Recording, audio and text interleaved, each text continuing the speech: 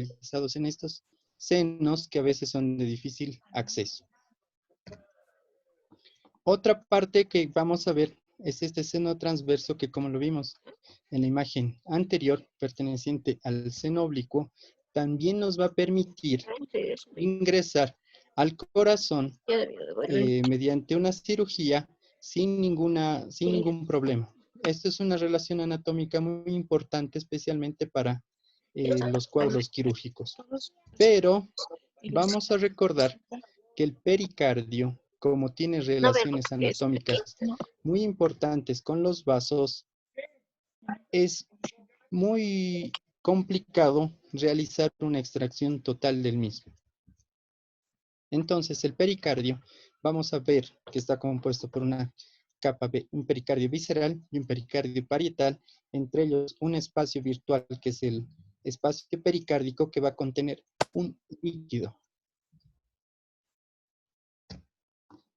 Entonces, como estamos viendo, por ejemplo, acá, para recordar, entre las arterias pulmonares que desembocan en la aurícula izquierda, vemos cómo se forma el seno transverso. Y en relación con la arteria pulmonar derecha y descendiendo, va a originarse el seno oblicuo. Esto es una relación muy importante. Entonces, el saco fibroelástico es una capa externa que nos va a dar el poder de fijación al mediastino del corazón. Y también recordar que este espacio pericárdico en la imagen, tanto ecocardiográfica, imagenológica, se pueden ver, que eso nos va a permitir a llegar a tener un diagnóstico más claro. Entonces, también recordar que estas capas histológicamente van a contener la parietal, células mesoteliales y una capa fibroelástica. Mientras que la capa visceral va a estar adherida, sumamente adherido al miocardio. Esto es un dato muy importante. A pesar que tiene células mesoteliales, es un continuo con el miocardio. También es importante que este pericardio es, como mantiene la forma, debe tener un ajuste hacia el corazón. No puede permitir que el corazón empiece a dilatarse en forma brusca. Eso es la reserva del pericardio. Es como cuando ustedes tienen una ropa de su talla, cuando ustedes empiezan a incrementar de peso, ya sienten la presión externa. Entonces, la ropa es una limitante para seguir aumentando. Si quieren seguir aumentando de peso, tienen que adquirir una ropa de una nueva talla. Pero el pericardio en condiciones agudas no permite una gran dilatación del corazón y al contrario puede producir un proceso reverso. Entonces, haciendo una disección sobre las capas del pericardio, vamos a ver que este espacio pericárdico, la cavidad pericárdica, va a estar posterior al epicardio, que también es importante la grasa pericárdica, y está compuesta por la hoja visceral y luego está compuesto el pericardio fibroso. Dentro de la fisiología, la función del pericardio, como vimos, mantener la posición del corazón es una barrera defensiva, especialmente si existe algún golpe, mediante líquido, disminuye la tracción a nivel cardíaco, también previene la dilatación cardíaca, mejora la interacción entre las cámaras cardíacas, que el fenómeno de interdependencia que vamos a ver a continuación, lubrica y evita las fricciones entre estas dos capas, ya que el corazón es un órgano que constantemente se encuentra en movimiento, debe realizar un movimiento continuo. También es una barrera física para evitar las infecciones, aunque actualmente se está evaluando muchas las funciones inmunológicas del pericardio y la modulación del tono simpático y parasimpático, debido a que, como hablamos, la parte del pericardio visceral, que se encuentra sumamente en un continuo con la grasa pericárdica, se ha visto que el acúmulo de esta grasa pericárdica es un factor que puede acelerar la aterosclerosis. Entonces, cuando alguna vez escucharon a alguna persona que decir tiene demasiada grasa en su corazón, se está viendo que actualmente eso es mal. Acumular demasiada grasa cantidad, estamos siendo un factor proinflamatorio que va a originar la disfunción cardíaca, puede perpetuar la insuficiencia cardíaca y la mayor parte de las enfermedades, como la aterosclerosis, la enfermedad arterial coronaria. Entonces, ahora actualmente se está estudiando mucho esto de la grasa pericárdica y tiene una relación importante en relación al pericardio.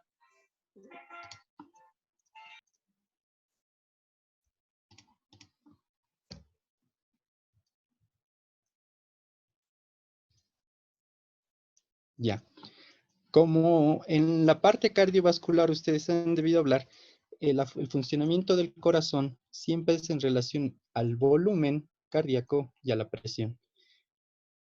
Tiene una misma fisiología la parte del pericardio. Como vimos, el volumen pericárdico, a pesar de ser menor, de 10 a 50 ml, también tiene que tener una presión, que como en el espacio pleural es una presión negativa, como si fuera una presión de succión. Pero esta presión, que incluso si comparan con cavidades cardíacas, esta presión es menor a la de la aurícula derecha, con una enfermedad puede incrementarse esto y generar enfermedades. Entonces, generalmente, el pericardio mantiene un volumen bajo y la presión también tiene que ser baja.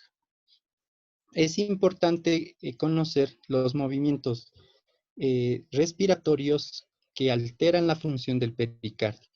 Los movimientos respiratorios, generalmente cuando uno realiza una inspiración profunda, favorece el llenado del ventrículo derecho y retrasa la evacuación de la arteria pulmonar, favoreciendo la circulación pulmonar. Entonces, es muy importante el pericardio, como habíamos visto en la capacidad de distensión en el llenado de las cavidades cardíacas y para mantener esta reserva elástica. Entonces, vamos a comenzar, como ya hicimos un breve repaso, vamos a comenzar con los síndromes pericárdicos.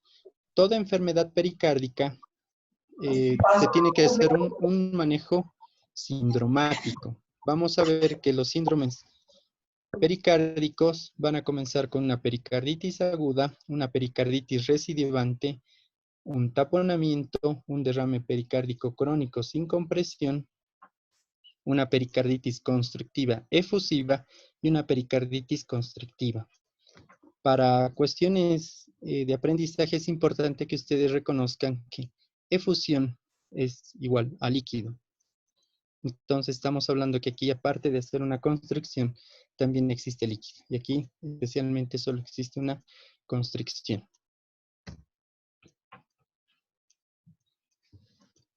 Ahora, este es un esquema muy importante para ver los síndromes pericárdicos, donde el espacio pericárdico puede estar ocupado por masa o puede estar ocupado por líquido.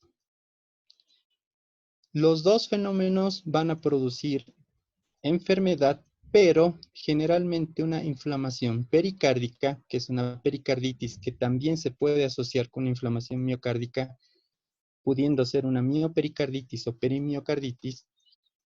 Una inflamación miocárdica puede tener líquido o no.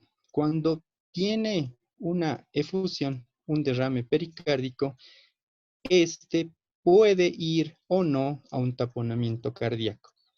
Y este derrame pericárdico, cuando se cronifica, puede llegar a la constricción.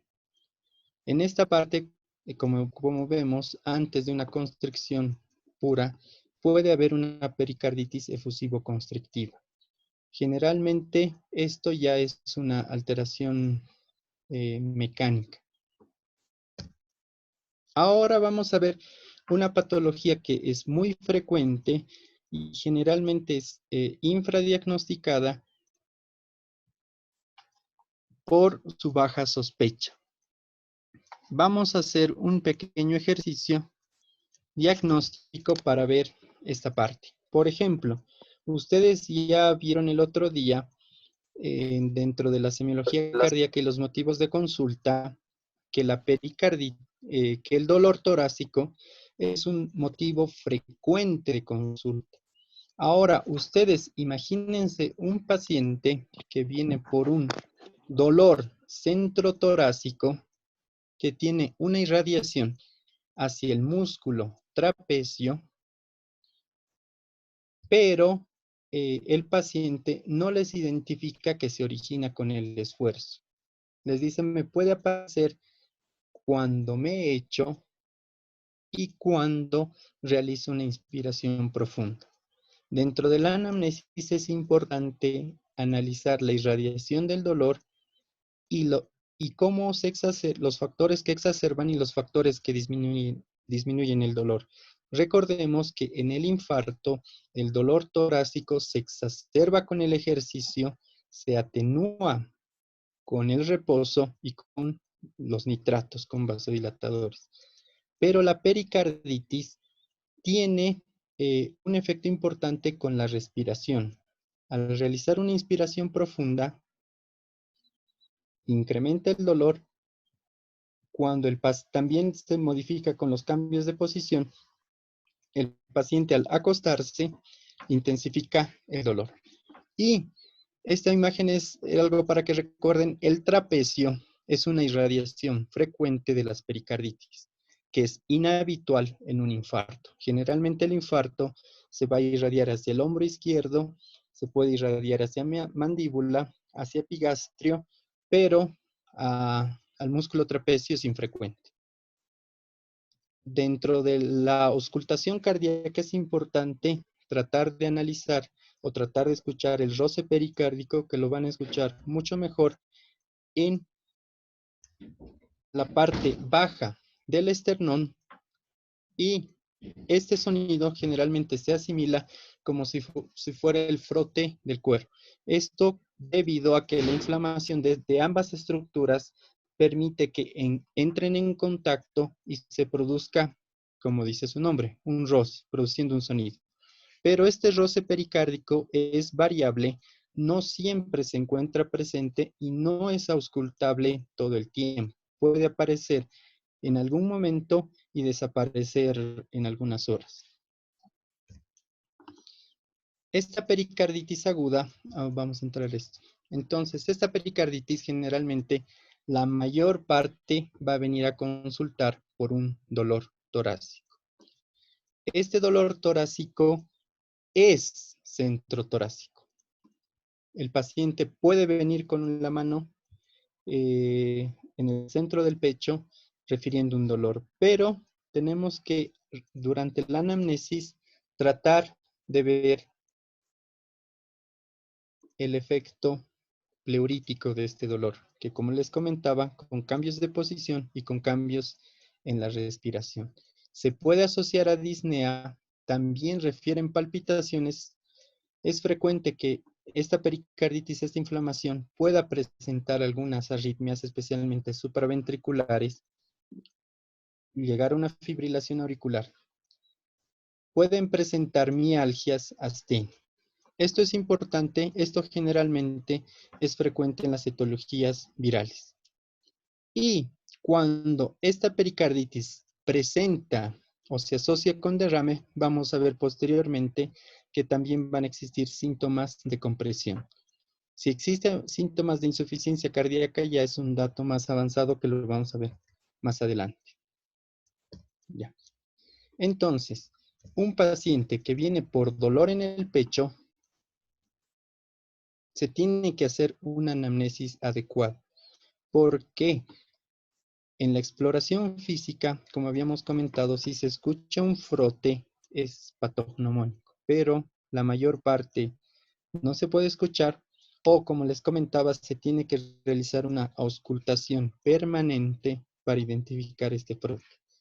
Entonces, generalmente un paciente que viene con dolor torácico va a un electrocardiograma, pero en este punto la clínica es lo más importante. ¿Por qué? Porque como vamos a ver ahora en el electrocardiograma, y ustedes lo van a repasar en el cuadro de síndromes coronarios. El síndrome coronario, el principal, el más conocido, se caracteriza por una elevación del segmento ST. Esta elevación del segmento ST debe ser en derivaciones concordantes y tiene que tener una imagen en espejo. Y además que tiene que ser evolutivo. Pero si se fijan en esta imagen, presenta un supradesnivel. Entonces, cuando un paciente viene con dolor torácico, le realizan un electrocardiograma, sale una elevación del segmento ST, van al siguiente paso, que es pedirle una troponina y sale positivo. Esto hace confundir con un infarto de miocardio. Es frecuente que pacientes con pericarditis ingresen en una sala de hemodinamia por el dolor intenso, por los cambios electrocardiográficos, pero eso fue debido a que no se analizó adecuadamente el caso, no se realizó una adecuada amnesis, porque una pericarditis no, si se hacen adecuados pasos, no tendría que confundirse con un infarto de miocardio. La troponina, como ustedes lo van a ir estudiando, es una enzima de daño miocárdico. Está muy asociada al infarto, pero no es la única causa de elevación. Como habíamos recordado anatómicamente, el pericardio tiene una integridad con el músculo cardíaco, donde una inflamación aguda del pericardio visceral puede producir una elevación de las troponinas, sin llegar a ser un infarto de miocardio. Entonces, esto es algo que frecuentemente se confunde, pero se debe analizar con calma. Como habíamos visto, el dolor tiene otras características y para diferenciar el supradesnivel de un infarto de miocardio con una pericarditis, debemos recordar estos puntos. Que cuando se eleva el segmento ST, el PR, el intervalo PR, desciende. Esto es algo muy característico de la pericarditis y que no es frecuente en el infarto. Otra característica es la concavidad superior de la pericarditis y la concavidad inferior en el infarto. Y la otra característica es que si se fijan, esta concavidad superior se presenta en todas las derivaciones, exceptuando ABR y B1. Entonces, si se fijan, acá, por ejemplo, existe un descenso del PR y una elevación difusa en varias derivaciones con concavidad superior del segmento ST. También otro dato interesante es que en pacientes jóvenes, que es donde frecuentemente se presenta la pericarditis, existe una alteración normal que es la repolarización precoz. Esta repolarización precoz también se caracteriza por una elevación, por un supradesnivel ligero del segmento ST, especialmente en las derivaciones B5, B6 o en cara inferior, 2, 3 ABF, pero ¿cómo podemos diferenciar de un paciente que vino por un dolor torácico? En este caso se realiza un análisis del punto A, que es la primera porción del segmento ST, y el punto B, que es la máxima elevación de la onda T, donde se realiza una sumatoria, no, se realiza una división, perdón, si sale menor a 0.25, es concordante con una repolarización precoz. Si esta diferencia es mayor, esta elevación es debido a una pericarditis aguda. La pericarditis también vamos a recordar que tiene 4 fases, pero para diferenciarlo del infarto de miocardio, que como habíamos visto, produce cambios en el segmento ST. En el infarto se producen minutos a horas, mientras que los cambios en el ST en 4 fases clásicamente se presentan en semanas. En la primera fase existe un supradesnivel del segmento ST con concavidad superior que nos va a indicar el daño subepicárdico por la continuidad del miocardio con el pericardio. Las T's se mantienen positivas y es en todas las derivaciones. En la fase 2, que se presenta varios días después, no es un cambio evolutivo rápido, el ST va a regresar lentamente a la normalidad, pero el descenso del PR persiste. En la fase 3, la onda T empieza a negativizarse, también en la mayoría de las derivaciones. Y también adquiere, luego posteriormente en la fase 4, que puede variar entre 3 y 4 semanas, si se fijan, retorna a la normalidad. En el infarto se produce cambios, se puede progresión a la onda Q en horas. Entonces, cuando esta imagen persiste por varias horas, el dolor realizado una anamnesis adecuada es más pleurítico, es más probable que se encuentre con una pericarditis. Esto es algo importante. Como habíamos comentado, existe una gran conexión entre el pericardio y el miocardio. La inflamación del miocardio, como en esta parte, por ejemplo, aquí vamos a tomar que el miocardio está inflamado, puede afectar al pericardio. Y acá, una inflamación del pericardio puede afectar al miocardio. Entonces, de aquí van a adquirir sus nombres. Cuando la inflamación es del miocardio hacia el pericardio, es una perimiocarditis. Cuando es del pericardio, el miocardio es una miopericarditis. Y esto origina que también se presenten elevación de las troponinas.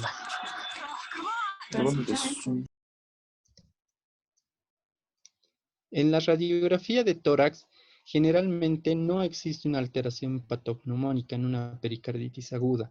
Si esta pericarditis aguda se acompaña con un derrame, generalmente mayor a 250 ml, puede cambiar el corazón y tener ese corazón en tienda de campaña, pero generalmente igual no es diagnóstico o no ayuda al diagnóstico una radiografía de tórax. Entonces, para el diagnóstico es importante diferenciar el dolor del síndrome coronario mediante todos los pasos que vimos. El electrocardiograma es muy importante en esto. Generalmente el 80% va a presentar alteraciones. La elevación difusa del segmento ST con concavidad superior asociado al infradesnivel del PR es muy específico. También que progrese a las T negativas en la fase 3. La radiografía no ayuda mucho, puede ser normal o tener una pequeña dilatación cardíaca que no ayuda mucho. La ecocardiografía nos ayuda mucho, especialmente si se acompaña de derrame. Si es una pericarditis aguda, sin derrame no afecta mucho. Entonces, para hacer un diagnóstico de una pericarditis, necesitamos por lo menos de 2.